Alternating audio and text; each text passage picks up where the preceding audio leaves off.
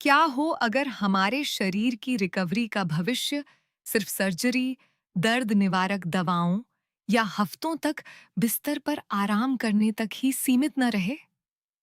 सोचिए, अगर हमारे ही शरीर के भीतर मौजूद कुछ बेहद छोटे जैविक संदेशवाहक ये तय कर सकें कि हमारी चोट कितनी जल्दी ठीक होगी, हमारी सूजन कैसे कम होगी और हमारी मांसपेशियां कैसे खुद का पुनर्निर्माण करेंगी।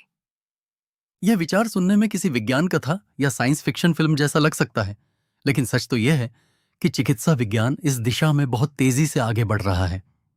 पिछले कुछ वर्षों में बायोहैकिंग की दुनिया, एथलीट्स और यहां तक कि आम लोगों के बीच एक शब्द बहुत गूंज रहा है, और वह शब्द है पेप्टाइड्स। बिल्कुल। और जब भी पेप्टाइड्स की बात होती है तो दो नाम सबसे ज्यादा सुनाई देते हैं, बीपीसी 157 और टीबी 500। इंटरनेट पर तो जैसे इन्हें किसी चमत्कारिक संजीवनी बूटी की तरह पेश किया जा रहा है। लोग दावा कर रहे हैं कि ये रातों रात चोटें ठीक कर सकते हैं और शरीर को एक मशीन की तरह रिकवर कर सकते हैं। लेकिन आज हम इसी रहस्य से पर्दा उठाने वाले हैं। हम ये समझेंगे कि 2025 के इस दौर में विज्ञान असल में क्या कह रहा है और इंटरनेट पर फैलाई जा रही बातों में कितनी सच्चाई है। यह बहुत जरूरी चर्चा है, क्योंकि जब भी कोई नई तकनीक या विज्ञान उभरता है तो उत्साह और भ्रांति दोनों साथ साथ चलते हैं। पेप्टाइड्स के मामले में भी यही हो रहा है। इन्हें ऊतकों के उपचार, मांसपेशियों की रिकवरी, आंतों के स्वास्थ्य और सूजन को नियंत्रित करने से जोड़ा जा रहा है। लेकिन एक बहुत बारीक रेखा है जो वास्तविक विज्ञान और इंटरनेट के बढ़ा चढ़ाकर किए गए दावों को अलग करती है। हमें उस रेखा को समझना होगा। तो चलिए, बिल्कुल बुनियादी सवाल से शुरुआत करते हैं। आखिर ये पेप्टाइड्स होते क्या हैं? क्या ये कोई कृत्रिम रसायन हैं जो किसी गुप्त प्रयोगशाला में बनाए जाते हैं? नहीं, ऐसा बिल्कुल नहीं है। इसे समझने के लिए एक बहुत ही सरल उदाहरण लेते हैं। मान लीजिए कि अमीनो एसिड्स वर्णमाला के अक्षर हैं। जब आप कुछ अक्षरों को मिलाते हैं तो एक शब्द बनता है। पेप्टाइड्स बिल्कुल उन्हीं शब्दों की तरह हैं। ये अमीनो एसिड्स की छोटी श्रृंखलाएं होती हैं, और जब यही श्रृंखला बहुत लंबी हो जाती है तो वह एक पूरा वाक्य बन जाती है, जिसे हम प्रोटीन कहते हैं।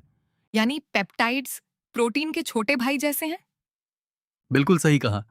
और सबसे खास बात यह है कि हमारा शरीर प्राकृतिक रूप से इन पेप्टाइड्स का उपयोग करता है। ये शरीर के भीतर डाकिए या संदेशवाहक की तरह काम करते हैं। ये कोशिकाओं के पास जाते हैं और उन्हें निर्देश देते हैं। उदाहरण के लिए, ये किसी कोशिका से कह सकते हैं कि यहां सूजन कम करो या यहां नए ऊतकों का निर्माण शुरू करो। हमारी नींद, हमारा चयापचय, हमारी भूख और हमारी रिकवरी, इन सब में अलग अलग पेप्टाइड्स की भूमिका होती है। ये तो बहुत ही अद्भुत जैविक संचार प्रणाली है। लेकिन अगर हमारा शरीर इन्हें खुद बनाता है, तो फिर बाहर से पेप्टाइड्स लेने की चर्चा इतनी क्यों हो रही है?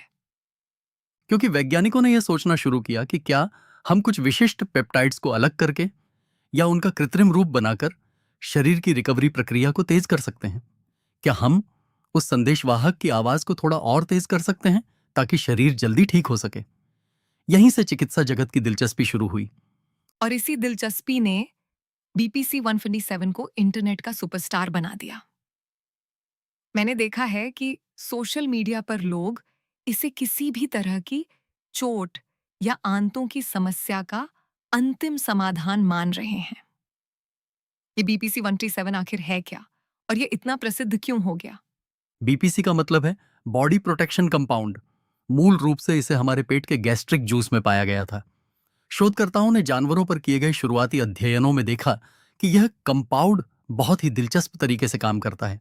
इसने टेंडन यानी नसों को जोड़ने, मांसपेशियों को ठीक करने, आंतों की परत को सुरक्षित रखने और यहां तक कि नई रक्त वाहिकाओं के निर्माण, जिसे एंजियोजेनेसिस कहते हैं, उसमें मदद की। नई रक्त वाहिकाओं का निर्माण? इसका मतलब है कि चोट वाली जगह पर ज्यादा खून पहुंचेगा और वह जल्दी ठीक होगी। बिल्कुल, यही वह तंत्र है जिसने सबको इतना उत्साहित कर दिया। लेकिन यहीं पर हमें एक गहरी सांस लेकर रुकना होगा। जानवरों पर किए गए प्रयोग और इंसानी शरीर पर इसके प्रभाव में बहुत बड़ा अंतर होता है। इंटरनेट पर किसी व्यक्ति का यह कहना कि मैंने इसे लिया और मेरा दर्द गायब हो गया, यह विज्ञान के लिए कोई ठोस प्रमाण नहीं है। ये एक बहुत ही विचारणीय बिंदु है। क्या हम अक्सर अपनी हताशा में या जल्दी ठीक होने की चाहत में ऐसे शॉर्टकट्स नहीं ढूंढने लगते? यही इंसानी फितरत है। जब कोई व्यक्ति दर्द में होता है या कोई एथलीट जल्दी मैदान पर लौटना चाहता है, तो वह किसी भी उम्मीद को पकड़ लेना चाहता है। लेकिन चिकित्सा विज्ञान में हमें सुरक्षा, सही खुराक और लंबे समय तक पड़ने वाले प्रभावों के लिए उच्च गुणवत्ता वाले इंसानी परीक्षणों की आवश्यकता होती है। बीपीसी 157 के मामले में सबसे मजबूत साक्ष्य अभी भी केवल प्रयोगशालाओं और जानवरों तक ही सीमित हैं। मैंने यह भी सुना है कि बीपीसी 157 को गट हेल्थ यानी आंतों के स्वास्थ्य से बहुत गहराई से जोड़ा जा रहा है। आजकल हर दूसरी बीमारी का कनेक्शन गट हेल्थ से निकल रहा है। इसमें कितनी सच्चाई है? आंतों का स्वास्थ्य केवल खाना पचाने तक सीमित नहीं है। हमारी आंतें हमारे प्रतिरक्षा तंत्र, हमारे तंत्रिका तंत्र और यहां तक कि हमारे मस्तिष्क से सीधे जुड़ी हुई हैं। इसे गट ब्रेन एक्सिस कहते हैं। कुछ शोध ये संकेत दे रहे हैं कि बीपीसी 157 आंतों की परत को मजबूत करने और वहां की सूजन को कम करने में मदद कर सकता है। लेकिन फिर वही बात, ये अभी शोध का विषय है। इसे कोई जादुई गोली मान लेना बहुत बड़ी भूल होगी। ये तो वही बात हो गई कि आप रात भर जागें, जंक फूड खाएं, तनाव में रहें और फिर सोचें कि सुबह उठकर एक पेप्टाइड ले लूंगा और सब कुछ जादुई रूप से ठीक हो जाएगा। आपने बिल्कुल सही नब्ज पकड़ी है। स्वास्थ्य की बुनियाद कभी नहीं बदलती। पर्याप्त नींद, सही पोषण, तनाव का प्रबंधन और शारीरिक गतिविधि, इनका कोई विकल्प नहीं है। पेप्टाइड्स भविष्य में एक बेहतरीन उपकरण हो सकते हैं, लेकिन वे इस बुनियादी ढांचे की जगह कभी नहीं ले सकते। अगर आपकी इमारत की नींव ही कमजोर है, तो आप उस पर कितना भी आधुनिक पेंट कर लें, इमारत गिरेगी ही।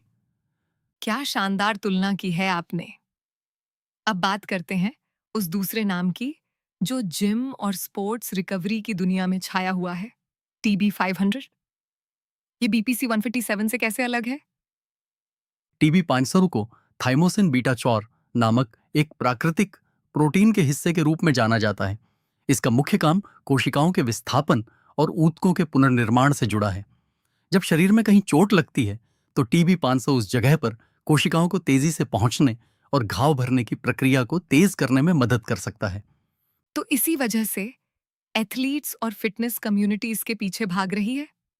उन्हें लगता है कि इससे उनकी मांसपेशियां और कनेक्टिव टिश्यू जल्दी रिपेयर हो जाएंगे। हाँ, यही मुख्य कारण है। ऑनलाइन मंचों पर इसे एक बेहतरीन रिकवरी टूल के रूप में प्रचारित किया गया है।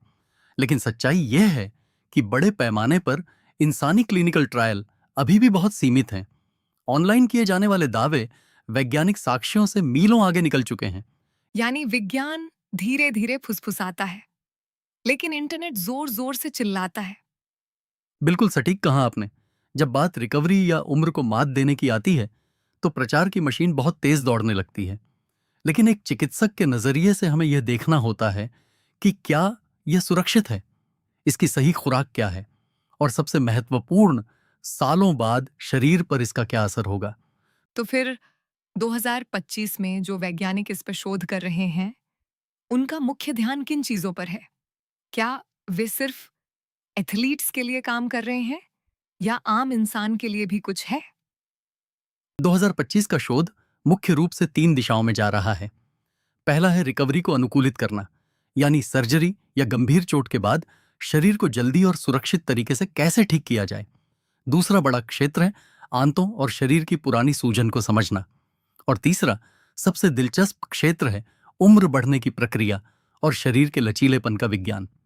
वैज्ञानिक यह समझना चाहते हैं कि जैसे जैसे हमारी उम्र बढ़ती है, हमारी रिकवरी धीमी क्यों हो जाती है, और क्या ये छोटे संदेश वाहक अणु उस प्रक्रिया को वापस तेज कर सकते हैं। ये तो पूरी तरह से चिकित्सा को देखने का नजरिया ही बदल रहा है। हम हमेशा बीमारी होने के बाद उसका इलाज करने की सोचते हैं, लेकिन यह शोध तो बीमारी या टूट-फूट होने से पहले ही शरीर को मजबूत करने की बात कर रहा है। यही भविष्य की चिकित्सा का मूल मंत्र है। भविष्य की चिकित्सा केवल बीमारियों के प्रबंधन तक सीमित नहीं रहेगी। यह पूर्वानुमान लगाने और बचाव करने पर केंद्रित होगी। हम शरीर के टूटने का इंतजार नहीं करेंगे। और यहीं पर तकनीक और डेटा की भूमिका सबसे बड़ी हो जाती है ना सर? जैसे वियरेबल्स, स्मार्ट रिंग्स या एआई जो लगातार हमारे शरीर के डेटा को ट्रैक कर रहे हैं। बिल्कुल। कल्पना कीजिए एक ऐसे भविष्य की जहां आपकी स्मार्ट रिंग आपके हार्ट रेट वेरिएबिलिटी, आपकी नींद की गुणवत्ता और आपके तनाव के स्तर का लगातार विश्लेषण कर रही है। या ये उस डेटा को पढ़कर बता सकता है कि आज आपके शरीर में सूजन ज्यादा है या आपकी रिकवरी क्षमता कम हो गई है। फिर उस सटीक डेटा के आधार पर एक व्यक्तिगत योजना बनाई जा सकती है। वह योजना कोई पेप्टाइड हो सकती है या सिर्फ यह सलाह हो सकती है कि आज आपको भारी व्यायाम के बजाय सिर्फ आराम करना चाहिए। ये तो सच में प्रिसिजन रिकवरी मेडिसिन का एक अद्भुत रूप है। लेकिन मुझे एक बात परेशान करती है। जिस तरह से लोग बिना किसी डॉक्टरी सलाह के इंटरनेट से पेप्टाइड्स खरीद रहे हैं, उसके खतरे क्या हैं? खतरे बहुत बड़े और गंभीर हैं। सबसे पहला खतरा तो यही है कि आप इंटरनेट से जो शीशी मंगा रहे हैं, उसमें असल में क्या है या किसी को नहीं पता। उस उत्पाद की शुद्धता क्या है? क्या उसमें कोई मिलावट है? क्या उसकी सांद्रता सही है? बिना किसी चिकित्सकीय देखरेख के अपने शरीर में कुछ भी इंजेक्ट करना एक बहुत बड़ा जुआ है। और मुझे लगता है कि ये सिर्फ शारीरिक खतरा नहीं है, बल्कि मनोवैज्ञानिक भी है। लोग अपनी जीवन शैली को सुधारने के बजाय इन रसायनों पर निर्भर होने लगते हैं। 100% सच। कोई भी पेप्टाइड आपकी सालों की नींद की कमी, आपके खराब खान पान या आपके अत्यधिक तनाव को जादुई तरीके से खत्म नहीं कर सकता। रिकवरी कोई ऐसी चीज नहीं है जिसे आप किसी बोतल से खरीद सकें। रिकवरी एक जैविक प्रक्रिया है जिसे आपको कमाना पड़ता है, सही आदतों और सही जीवन शैली के माध्यम से। तो अगर हम आज की इस पूरी गहरी चर्चा को समेटना चाहें, तो हम अपने श्रोताओं को क्या संदेश दे सकते हैं? पेप्टाइड्स का भविष्य क्या है और हमें आज क्या करना चाहिए? संदेश बहुत स्पष्ट है। पेप्टाइड्स आधुनिक रिकवरी विज्ञान के सबसे रोमांचक मोर्चों में से एक हैं। इनमें बहुत संभावनाएं हैं, लेकिन संभावनाओं और प्रमाण में बहुत बड़ा अंतर होता है। विज्ञान को अपना काम करने दीजिए। तब तक के लिए अपने शरीर की भाषा को समझना शुरू कीजिए। यह समझिए कि कब आपके शरीर को तनाव की जरूरत है और कब उसे आराम की जरूरत है। रिकवरी कोई कमजोरी का संकेत नहीं है, यह शरीर का अपनी ताकत वापस पाने का तरीका है। बहुत ही खूबसूरत बात कही आपने। भविष्य की चिकित्सा सिर्फ शरीर को बाहर से मजबूत करने के बारे में नहीं होगी, बल्कि शरीर के अंदर चल रहे उस मूक संवाद को समझने के बारे में होगी। हमें यह सीखना होगा कि कब बुनियादी चीजें ही सबसे बड़ी दवा बन जाती हैं। क्योंकि हम शरीर की भाषा को जितना बेहतर समझेंगे, हम उसे उतना ही बेहतर समर्थन दे पाएंगे। शरीर बहुत बुद्धिमान है, हमें बस उसे ध्यान से सुनने की जरूरत है। तो दोस्तों, आज के इस एपिसोड से सबसे बड़ी सीख यही है कि विज्ञान को भ्रांति से अलग रखिए, शॉर्टकट्स के पीछे मत भागिए और अपने शरीर के संकेतों का सम्मान कीजिए। अगर आपको यह चर्चा विचारोत्तेजक लगी हो, तो इस एपिसोड को साझा करें। अगले एपिसोड में हम बात करेंगे प्रिसिजन रिकवरी और भविष्य की चिकित्सा के कुछ और नए रहस्यों पर। तब तक के लिए अपने स्वास्थ्य के प्रति जागरूक रहिए और सुरक्षित रहिए। धन्यवाद।